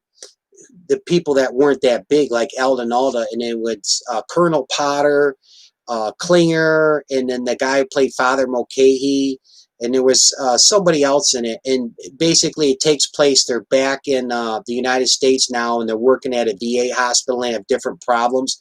But it was so kind of boring and poorly put together. I think it lasted like 1 season, if I'm not mistaken. Maybe 2 or a season and a half, this Aftermath show. And they thought it'd do real well. But, again, just like a video, you put out bad content. Okay, you're running off of MASH, so you're going to bring the people in. But if you put out poor, bad content, you're not going to keep them. And that's basically what happened with that spinoff. Same thing with Happy Days, real quick. They did a Joni and Chachi, a spinoff of Happy Days, and that thing just tanked. It was real bad. But not all spinoffs tank. For example, I think it was Frasier was a spinoff from Cheers, and Frasier went on to have much, much success after the show with Cheers. Let me check the chat window. Oh, well, thanks, J-Pot TV. Just certain things I know a lot about. Some other things I won't know.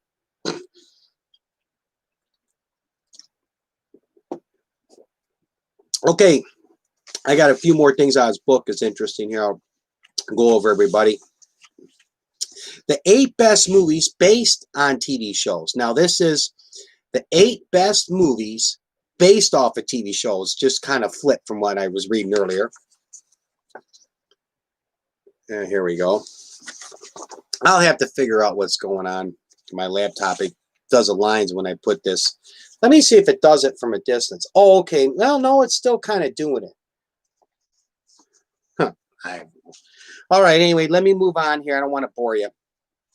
Okay, here we go. The 8 best movies based on TV shows. Number 6, the Brady Bunch movie. I didn't know they did a movie. I know they did. Maybe it's that they did a special Christmas movie thing.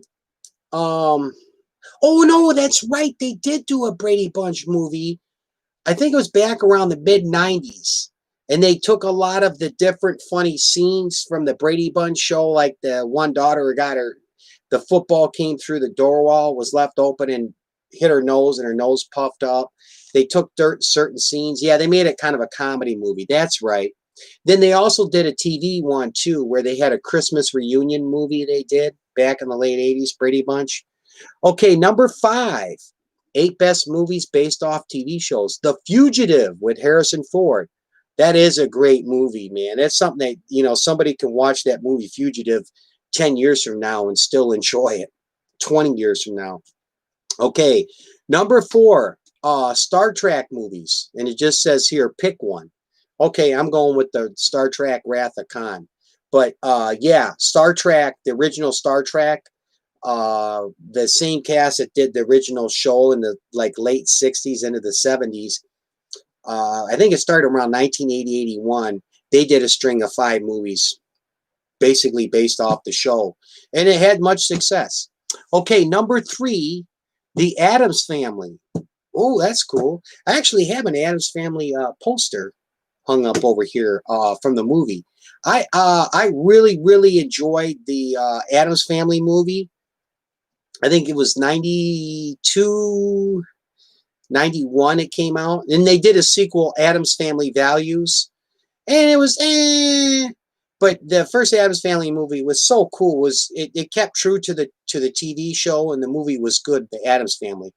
Number 2, Mission Impossible, Tom Cruise.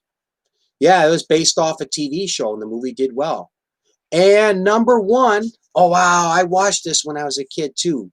The Untouchables, and this had Robert De Niro, Kevin Costner, and I think Drago, something was his name.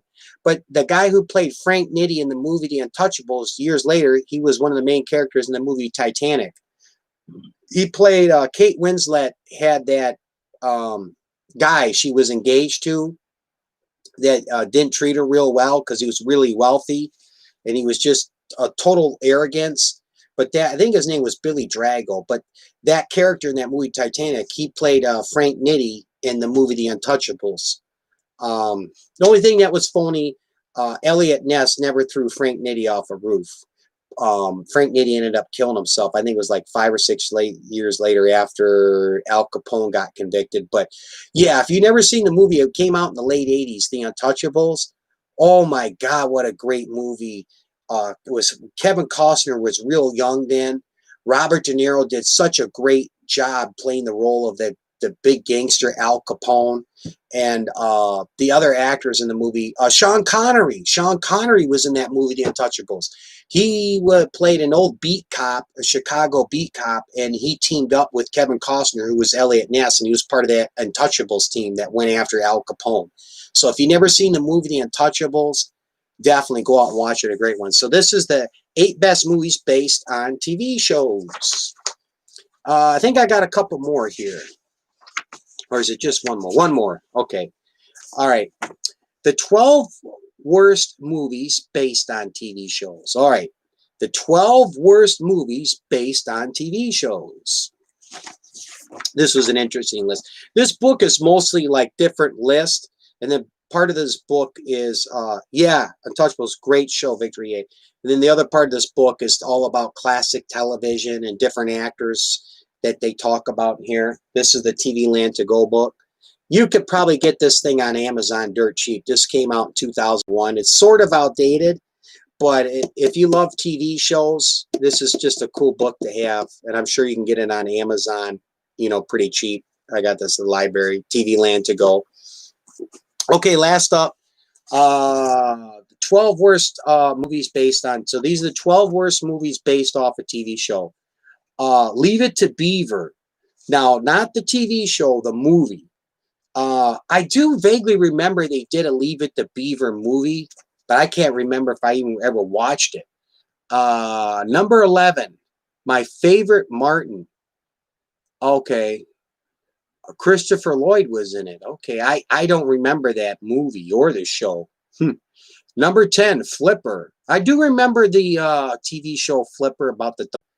I didn't know. I guess they did a movie on it. Number 9, The Nude Bomb Gets Smart.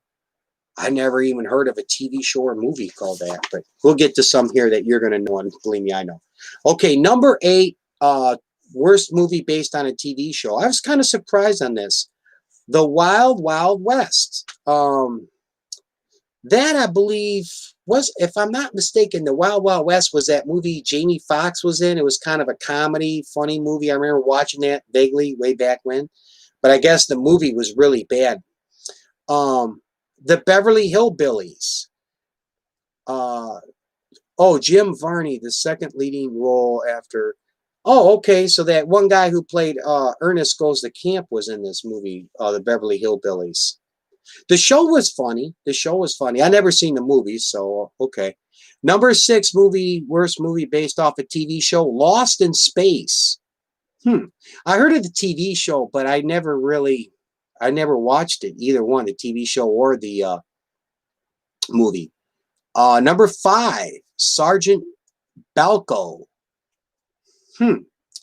Oh, Sergeant Balco. That movie I thought was pretty funny. It says with Steve Martin. That's the one where Steve Martin had the soldiers. I think they were in that shop on base, and then they were partying and having fun. And then when the top brass of the military would come through, he'd cover everything up and make it look like they're working. But I thought that movie was kind of funny, that Steve Martin movie, Sergeant Balco. But, you know, that's what they got in the book. Number 4, Car 54, Where Are You?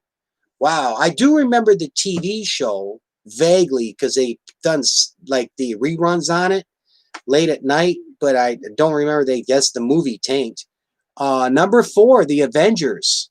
Uma Thurman did look nice though. Okay, Uma Thurman looked nice in the movie, but I guess they're saying it was a bad movie based off a TV show. All right, number 2, Dragnet. So they really a worthy effort, but leaving a show isn't always enough. Oh, but loving the show. Oh, I'm sorry, hold on. But loving the show isn't always enough. Wasn't leaving. The movie Dragnet. I think in the movie that was it Tom Hanks? I think was in that movie Dragnet, if I'm not mistaken. Yeah, I did watch that. It was back again. That's like back in the early '90s or something. But apparently they really said it was a bad movie based off the TV show. And number 1 worst movie based off a TV show. And I watched this movie, Dennis the Menace. So that movie was the number 1 worst movie based off a TV show, Dennis the Menace.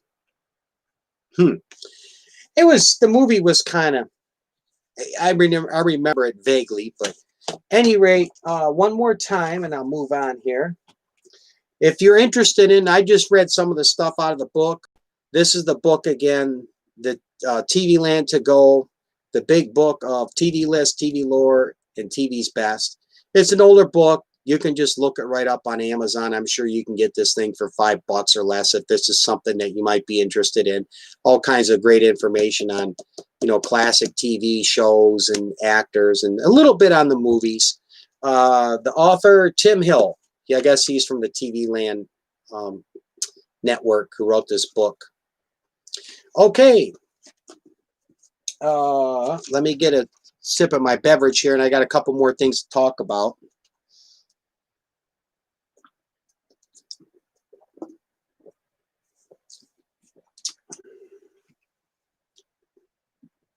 JD Pot TV. I'm going to do a community post. And by the way, everybody, in my community tab, similar to my tribute video. And I'm going to share you out that way for my live tonight for showing up. Now, I will be doing tribute videos again. I haven't quit doing those. I got a couple more things to talk about here first, but I don't want to be, how should I say, overdo a good thing, or just something in general. Like, I don't want it to be like, oh, just another tribute video, you know, like every third or fourth, every time I do a live, another tribute video out. And there's some other reasons too, is I like to offer different things, you know, and be a little creative. So after I wasn't too long ago, I hit the 1,000 subscribers. I got that community post that shares it out, the community tab, and I'll do a post. So I'm going to do that for everybody who's joining me here on the live chat and coming in my live tonight is my way of saying thanks. So I'm going to put something together and share you out through my community tab and as well as a post. All right, let me get a drink. I got a couple more things here to talk about. And I'm checking the chat. We have general conversation. So if you have a question or anything you'd like to say, just whip it out at me. Well, I'm done with my Red Bull. Back to my Snapple. Some sugar and caffeine to get me through the late night show.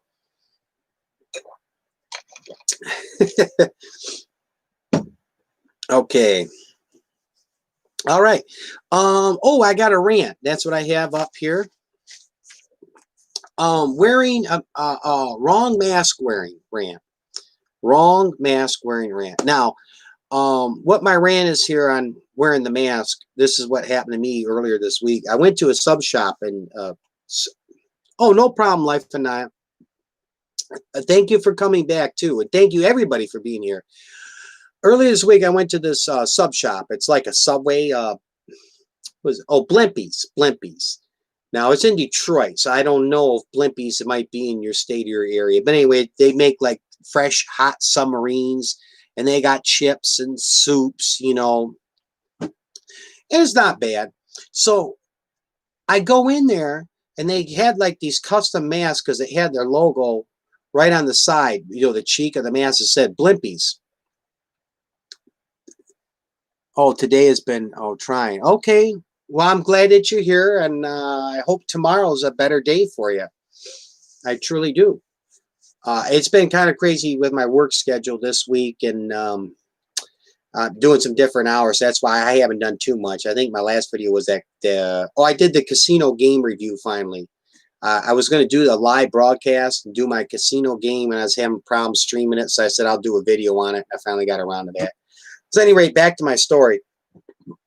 Excuse me, hiccup. So I go in this submarine shop, Blimpies, in Detroit. I walk in there, look at the board, and then I notice I go in, you got to have a mask when you go in, and the workers wear a mask too, unless you're sitting down eating. Oh, thanks, bud. I'm doing a rant right now on people wearing a mask wrong. So this Blimpies, they give the mask out to the employees, and it doesn't cover up the nose. It's actually molded that way, just to go over the cheek right here, and it comes around like that, around their ear. But you want to cover up the nose. Why? COVID-19 is an airborne disease. So if someone is asymptomatic and has that COVID-19, okay, it's airborne. They sneeze, nothing's covering their nose. Okay, you're covering your mouth if you cough, and you might get so to keep any saliva from coming out or going airborne. But the idea, that the thing is to cover the mask in case you sneeze and you're breathing out through your nose just like your mouth. And I'm thinking to myself, like, why even bother wearing it? If you're not going to wear a mask and cover up your nose and your mouth, don't even wear it. No purpose. That's how I look at it. I just thought it was stupid. If you have any opinion on it or something you want to say, go ahead in the chat. But that's my little rant. It's like, what is this like? Oh, I just don't want it over my nose, but I wear it over my mouth. And the purpose is to cover your nose and mouth where you're breathing through, and as well as in case you have to sneeze or cough, the mask keeps all the particles from getting in the air in case you are asymptomatic. Because here's a little news flash, as you guys know, I'll be a little sarcastic. A mask is meant to keep people, prevent them and keep them from spreading it. So people who have it can't spread it any further. A lot of these masks won't stop you from breathing it in. It won't. So someone sneezes, let's say, and you're in the grocery store, and you walk right in that aisleway, and they're asymptomatic, and you breathe that in. But if they have a mask on, and that mask will catch their sneeze, and if you want, bring an extra one in with you. But it just don't make sense. You wear a mask, but you're not covering up your nose. I don't get that. What would you do if one of your employees had to sneeze right there? You got to clear the area and spray Clorox in the air and disinfect it.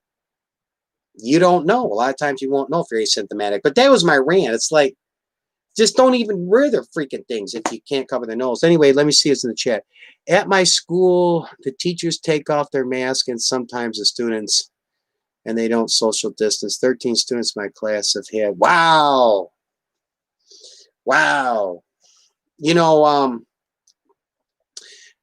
I just quit shaving or getting a haircut. I mean, why care anymore? I'm wearing a mask. No one knows if I shave. Oh, okay, buds. All right. Life of Naya. Wow, yeah. I could see like you taking a mask off. You want to go outside, get some fresh air, or you're having your lunch. It's lunchtime, but I mean, that's the purpose. That's what it really does. A mask won't prevent you. You could breathe in that COVID-19 and get it having a mask on. That's a fact. What the mask is main purpose is to keep it from spreading. So yeah, that's kind of, that's not a great idea. Some students be like, "Oh, I'm tired of wearing this. Let me take this off for a teacher." Yep, because it's an airborne virus. They take it off during instruction and sneeze or cough. Wow. Yeah, that's something that should be. Now, I don't know exactly, I know you're in Texas, Life and Naya, but that's one of those things where complaints need to go to the school board, whether it's an email or a letter, and some immediate action be taken. Yeah. It's just one of those things, I don't want to, I'm not one where I get big on being a knee jerk reaction or an overreaction, but, it defeats the whole purpose if you're going to spend part of the day taking off the mask. So I'm doing online, and I don't think anyone's doing regular school next semester. Okay. Yeah, well, it's your own safety. I mean, even if it don't kill you, I wouldn't want to get COVID-19 and be sick. That'd be like somebody tell me, "Oh, well, don't worry. You get the flu, it won't kill you." Yeah, but I still don't want to be sick for 2 weeks, you know? Yeah, but that's something where I think for an action to take place is it would take a number of emails or letters from parents to the school board and say, "Hey, this is going on, and who's to blame?" It's simple. It's the teachers. They're the ones that are supposed to have control of what goes on and what, on the class. Oh, you had it before already. Okay. I only go in during one part of the day. Okay. Yeah. Yeah. All right. Wait. For a whole week, and it was hard to stand. I couldn't breathe. Just terrible. Yeah, I've heard of that. I knew somebody who got it, and they said the same thing. Was like a couple of days. They could barely walk or anything. Then it started turning around. Yeah. And then some people get it. It doesn't affect them much at all. They might have a little cough or a sneeze here and there, and then never know it was in their body and had it. Wow. Yeah. Let me get a drink of my Snapple here. I was asked earlier, my next, when I'm doing another product review, I'm going to talk about my next videos and what I got going on coming up. Then we'll get into some general conversation before we wrap up the show.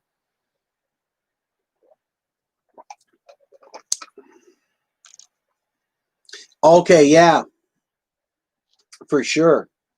1 second, everybody. I'm just putting my drink down over on the coaster here. I'm young and don't have health problems. Yeah, Snapple review. As a matter of fact, I get my channel built up enough. I'm going to contact them and let them know if I can get a sponsorship. That's some people too have made money as well. There was some channel I watched. It was a few years back on YouTube, and they got a sponsorship. They did something with cars, and their channel had something like 20-some thousand subscribers, and they got Toyota money from Toyota, and they would always do a little Toyota ad before it. And then another example would be there was a bowling channel, Tamer Bowling, because I'm into bowling, and they do bowling ball reviews and bowling information. And anyway, yeah, they have a sponsor of some website and bowling store. They put it on their video. Yeah. Oh, you're working on new content. Okay, I'm just about to get into that here, my last topic before general conversation. But I'd like to also engage everybody in the chat as well, because we're here networking, and we're also, I'm doing general conversation, because shout outs aren't going to do much for my channel. Yeah, I've talked about being a giver and a taker, and it was also brought up with engagement, where that's the role shout outs play. Someone don't really come to my channel to say, "Oh, I want to watch all these tribute videos that is on InfoSpot 401." Now, some people might watch it because it's something they were thinking about doing, so they want to get some ideas from mine, which is fine. You can't copyright an idea, and I have no problem with that. But if all my channel, with 3/4 of my channel was just tribute videos and shout out stuff, that's not going to help too much outside of the people that are coming on my live and whatnot. So yeah, you don't want it all shout out stuff. I mean, how should I say this? It plays a good role in your channel, and it's a good way of being a giver. You know, saying, hey, I want to say that one way like I'm doing now. I appreciate everybody who's coming on my live and on my channel. I want to give back, and I'm going to do a shout out video for you. I did shout outs for people who never even knew it. Oh, okay. I will say this though, buds. It's sometimes, you know, some people might come on your channel and let's say they watch 3 out of 5 of your videos or 8 of your videos, buds, backyard, and they might not catch the shout out video. But if it's somebody you're going to their channel quite often and you see that they seldom come over to your channel, you know, and you do a shout out video, that just tells you right there, okay, well, I just don't need to waste my time. I'm not saying you have to be one where like, oh, I watched 2 of your videos, you got to come over here and watch 2 of my videos. But I am one who I do believe that, you know, if I take the time to go hit your channel up, come over to mine once in a while and you know, return the favor, return the love. You know, that's what I look for. And I always try to make sure, especially people who watch my lives and comment on it, people who come on my lives like you guys, I come over and I hit your content up. And I'm not just throwing out a quick like and moving on. I'll watch the video, you know, I'll watch your stuff. So cough and oh yes, yeah. Ask yourself this, Life Lanaya. How many times have you seen him on your channel comment on a few of your videos and drop the likes? But I don't want to dog him out because he does a lot of good things. I mean, he's done a lot of great things for me too. It's just in a different way. You know, where you come on Angie's lives and then he will help give you some exposure as well. So yeah, he is a giver in that way. But I do believe you know, if people come and support you often, throw some support back. But it gets back to the basics. I talked about it on my very first broadcast when it came to public speaking. Most of the top public speakers in the world, okay, and this was one of the top public speakers, Simon something's his name, through TEDx. TEDx is #1, world renowned for public speaking. But they get into being a giver and a taker. The top public speakers, they're there to deliver a great speech and to deliver something great for the people that have showed up. They're not there to go after a standing ovation. They're not there just to get their name out in the notoriety. They want to say, okay, I'm doing a speech on, let's say, how to invest for the next 20 years. And I feel I want to, my motivation is going to be, I got really something good to share, something good to talk about. And I'm coming out here to give this information to people. That's the giver. The taker is someone who's going to do the same thing, a speech on, let's say, how to invest for the next 20 years and be successful, let's say, okay? Will be the taker is this mentality. I'm seeking the standing ovation. I'm going to make sure I pitch my website, you know, during my speech about successful investing over the next 20 years. And I see the chat. I'll get to it in a second. This is the taker going to pitch their website. They got a book. They're going to pitch that book. Hey, before everybody leaves, don't forget, I do have this in my book. On your way out, it's over there at the table. It's $24.95 or $35 if you want an autographed copy. That's the giver. Here's another example where not the giver, I'm sorry, the taker. Here's another example where you spot the taker. And see, this public speaking stuff applies too when you get into the YouTube with the videos and the lives. You could pick up on the givers and the takers. I laugh because some of this stuff has become to fruition. It's not just me being a genius of what I know. It's just what I've learned. With the books and selling stuff, it will also be, you know, they'll mention it. Someone will ask a question. Sir, now what exactly, now they might take a question, let's say in a speech. I'm just doing this as an example. I have a question now. What exactly is the difference now between corporate bonds, investing in those, and a municipal bond? Be like, well, that's a great question. We're moving in now to stocks, but if you go to page 35 in my book, you get my book. I go into that quite in depth. So that is in my book. See, but this is the trick. It's the taker. He knows the answer. He could tell you that answer. But what he's doing is he's got that person on the sale, because it's all about his motive is selling, is making money. He's there for the wrong reasons. He's a taker. So he's not going to say, well, I know the answer. I have the answer. You can get it in my book. But you could just tell me the answer. You know the answer. You could just tell me it. You can say, okay, municipality bonds, they don't pay as much. They're more of a secured investment. A lot of them, you can, when you get in a municipal bond, you don't have to pay taxes on it. So those are some of the benefits. The corporate bonds, you pay taxes on it, but a lot of times you make a higher interest rate. He could talk about that and go in depth, but no, he's a taker or she's a taker, and they're going to just tell you it's in their book. You can buy my book, you have my book. No, tell me. I'm asking you. But these are signs you'll pick up on, and I get back to the givers and takers. Anyway, that's my little thing. You got me going. But let me check the chat here. I see it's going on. Awesome video. Thank you, Victory A. I gave up on Ange. Always timed out. Oh, wow. Yeah, we learned to grow together. Yeah, like I say, I don't want to, he's not talking about me, so I'm not gonna, talk about him. And I don't like to do gossip. But yeah, I understand completely if that's the case, buds. I understand completely. We learn to we learn, we grow. Yes, we learn and we grow.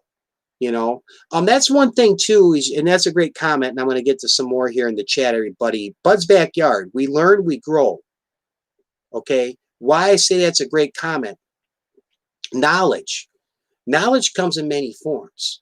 I've had this before when I've gotten in discussions like, oh, I have a double master's degree, or Joe Schmo has a doctorate degree. Okay, that's one form of knowledge. College and degrees. Okay, that's a form of knowledge. Sure. Also a form of knowledge is reading every day. Ooh, what do I mean by that? Whether let's say you get the Wall Street Journal every day.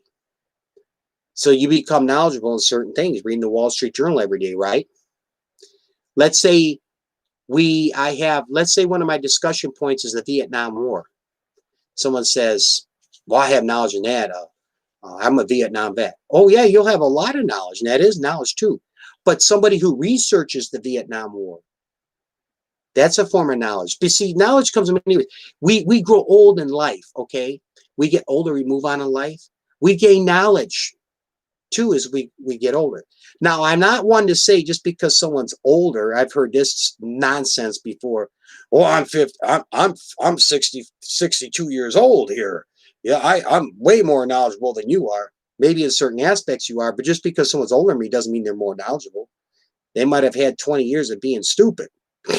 But what I mean by we get knowledge as we get older in life. There's experiences we live through, we go through, we learn things. So that's a form of knowledge. But that's what I'm getting at. We learn, we grow. Yes, as we get older too, knowledge also comes with age. But knowledge comes in many different, we gain knowledge in many different ways, I should say, not so much forms. And there's also the other saying, which is really great. Knowledge is power. Yes, it is. Oh, let me get another sip here, wet my whistle, my last little topic here. I'm going to talk about my next videos. Okay. Oh, tomorrow, actually, why I started this, usually my late night show, I might start at 11:30 or 12. But tonight I started at, I think it was 10:35, right around there. I was a little after 10:30 is when I was started. But I'm going tomorrow. A co-worker and a good friend of mine, I'm doing a junkyard vlog. Yes.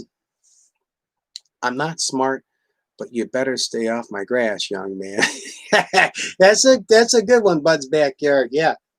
Anyway, my next video, a friend of mine, well, a friend is a friend of mine and my coworker and friend of mine. He's really big into cars and working on cars. Like I had my car. He put it was a couple years ago. He put some headlights in for me like this. He had the tools to do it, but he makes a nice little side hustle.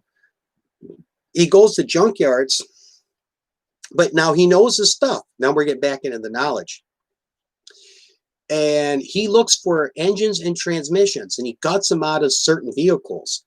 And he looks for a few things where he knows what type of engine and transmissions sell for and that sell well, you know, versus ones that don't.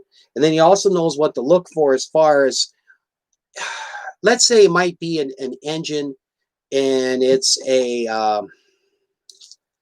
I'm trying to think of, let's say a Ford Mustang, okay, but you can get a good penny. Let's say it's a 2012 Ford Mustang in the junkyard. He's going to look at that. Now, in certain things, if the engine is cracked or certain things are wrong with that engine, when he looks in that engine, he knows that, oh, I can't get money for it. But if it's an engine in good, real nice, good condition, he's got all his tools in a few hours. He'll take that engine out of that Mustang and then he'll give the junkyard, they might say, okay, that engine's $225. But he knows he's going to flip it. He knows he'll get $500 or $600 for that engine, the condition it's in. But it's just the time to go through the junkyard and find that engine or transmission and pull it out and put it in there, as well as other things he looks for. So it's not going to be so much of a junkyard vlog where I'm walking through when I'm the junkyard and I'm going to be showing all the different types of vehicles, but it's going to be more showing what my friend does and how he makes money doing it. You know, some people just might find it interesting. Some people that are in the cars might be like, you know what, I got to look into this. I can make some money. But when he did that on the side, I said, you know what, that would make a great vlog. I think a lot of people would like it. But yeah, I'm going to be at the junkyard tomorrow and I'm going to film a video. It'll probably be a few days because I'm going to have to edit it. I'm not going to show you, you know, 2.5 hours of him pulling out the engine. I'll have him talk about it and pull it out. And as well as I think I'm going to do a little walk and show some stuff in the junkyard, you know. I'm really into I have a Grand Marquis. I love the Crown Vics and Grand Marquis, but that'd be a whole nother topic, but they have some of those in junkyard. I like car stuff anyway. Thanks for having me, Bud. Take care. Okay, well, thank you for showing up, Bud. See, I'm about to wrap up the show here in 10-15 minutes. Another thing that's interesting, see, I was into eBay. I still am, but on eBay, if you ever go through a junkyard, and I know this, I told him, and he's been collecting them, which fetch good money. Some of them, if you find them in good condition, are owner manuals. You never would think of it, but owner manuals from like older vehicles, they get good money on eBay. Yes, they do. Now, some of them might sell for around like $14, $15 an owner's manual, and some of them get $50 to $100 on up, depending on the rarity of that owner's manual and the demand on it. I had to buy one in my car. They didn't have an owner's manual with the thing. So I went on eBay and I think I paid like $19 and I got it like a nice owner's manual. But yeah, you go through, my buddies found some nice ones where he went through the junkyard and he basically got them for free. Because we went in there and he bought a motor or a transmission and then he walked around, and when he grabbed a few good owner manuals that are in great condition, opening the glove boxes, and good money. Now, if it's all water stained and log, you know, or real bad, and you're not going to get much money. But anyway, that's my next video I'm going to be working on. And I do want to say, I was asked earlier, I think it was Unified Gaming. I will have some more product reviews. I got a couple more product reviews in the works, and I got a drink review to do. So I will be doing some more product reviews and drink reviews as well. I do a lot of talking. I just get thirsty. But I do like to say this too, though.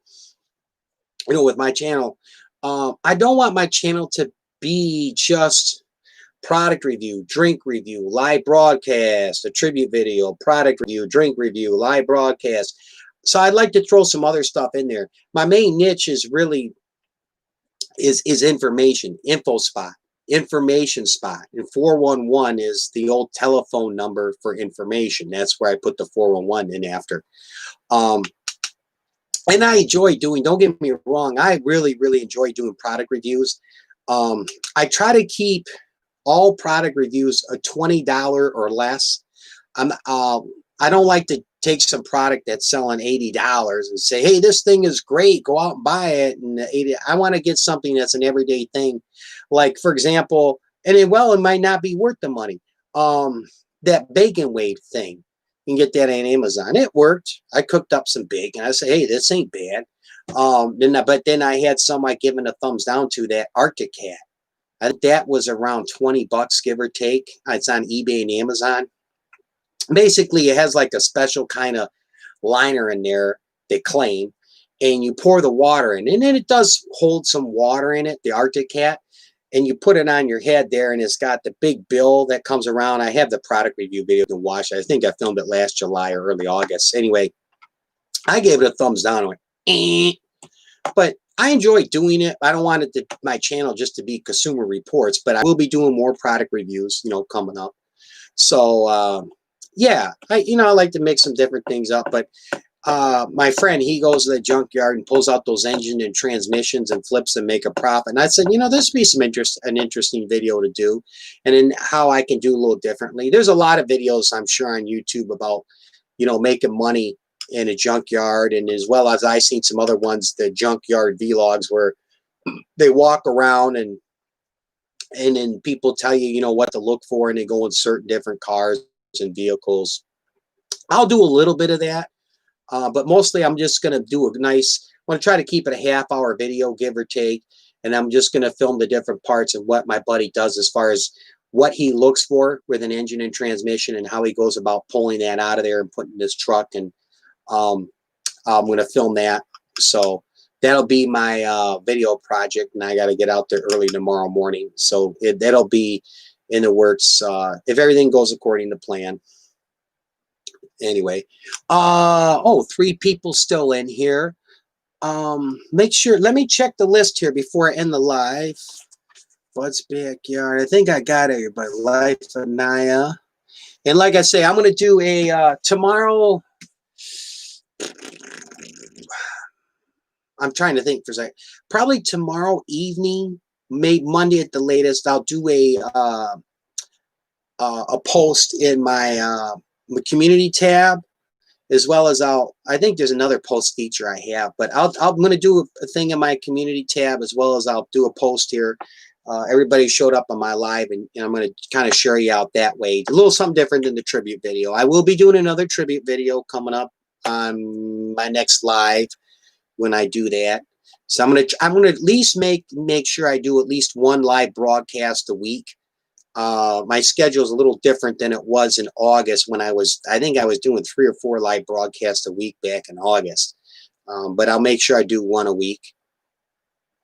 And Victory Yays here, he pretty much does nightly broadcast, basketball, and actually he's into some of the stuff I'm interested in too. He likes older music and shows, but he's in there talking. Anyway, hey, before I end this, I'm gonna probably try to make this 2 hours here. I got 7 minutes. I got 3 people in here. Anybody have a question or anything they want to say before I end my late night show broadcast here for the night?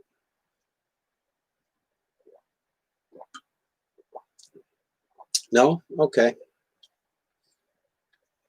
A big thank you for everybody coming on and liking up my live, my late night show. Oh, anybody wants to contact me?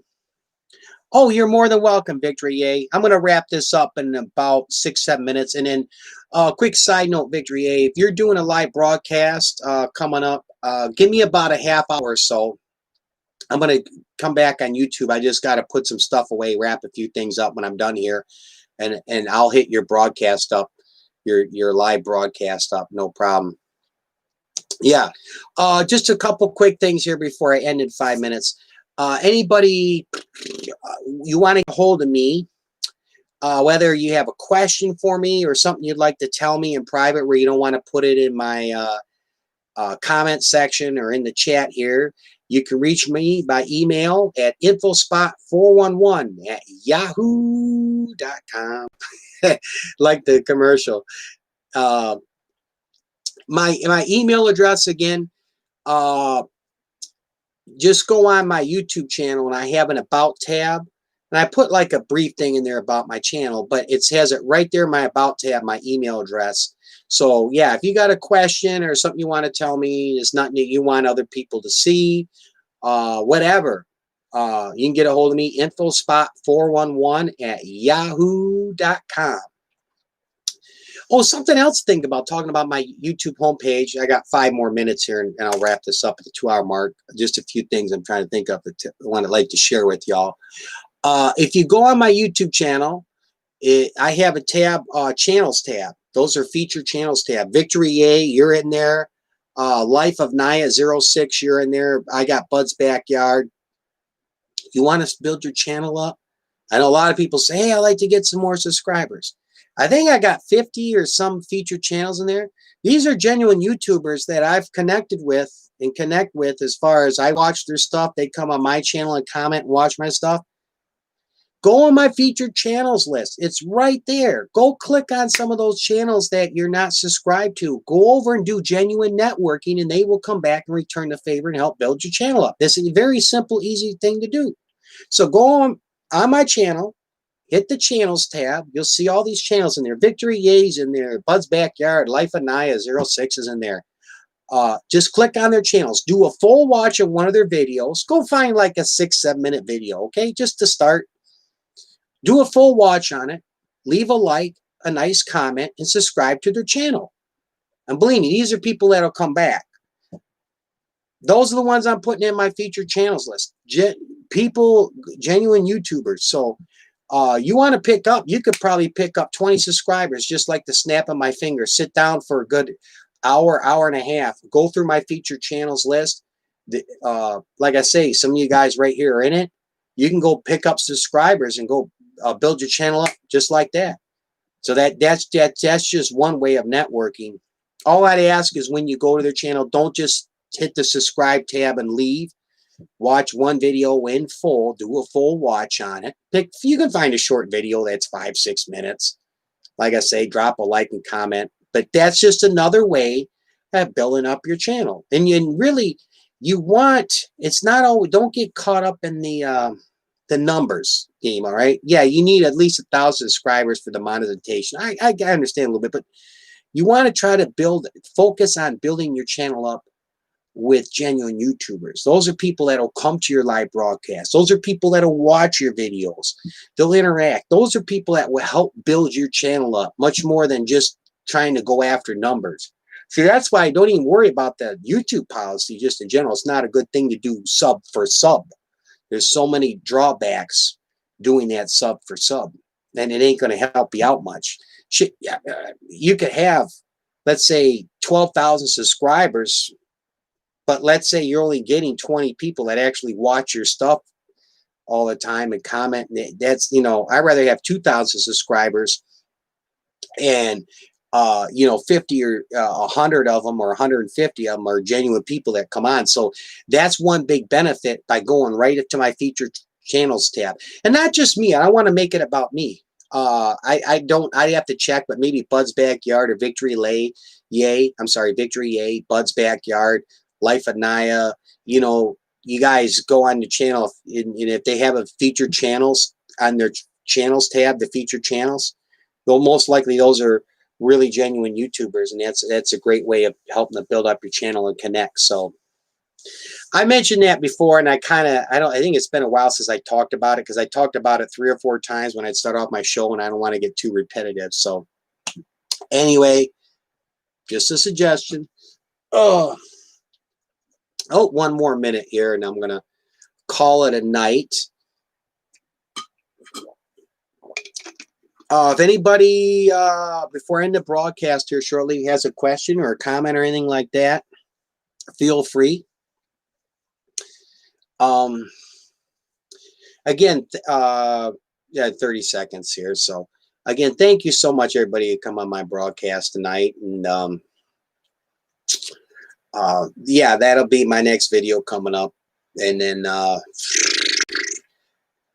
yes, good night. Thank you for coming again, Donut Toys and Games. It'll probably be about a week or so from now, maybe less. I'll do another live broadcast for sure. And like I say again, one last time, I will do a community post. I'll put something together tomorrow evening and get you in my community tab and share you out that way. And then probably my next live broadcast, I'll do another tribute video. Yeah. All right. Well, that's about it. So yeah, no questions or anything like that. I'll call it a wraps here shortly. Put everything aside. For people, thank you. Coming, Donut Toys and Games, Victory Yay, Bud's Backyard, Life of Naya. Who else do we have? I had some people that came in here. One special thanks to. I gotta go up. J-Pot TV, a good friend of mine from the Philippines. Thank you so much for coming. Who else did I have here?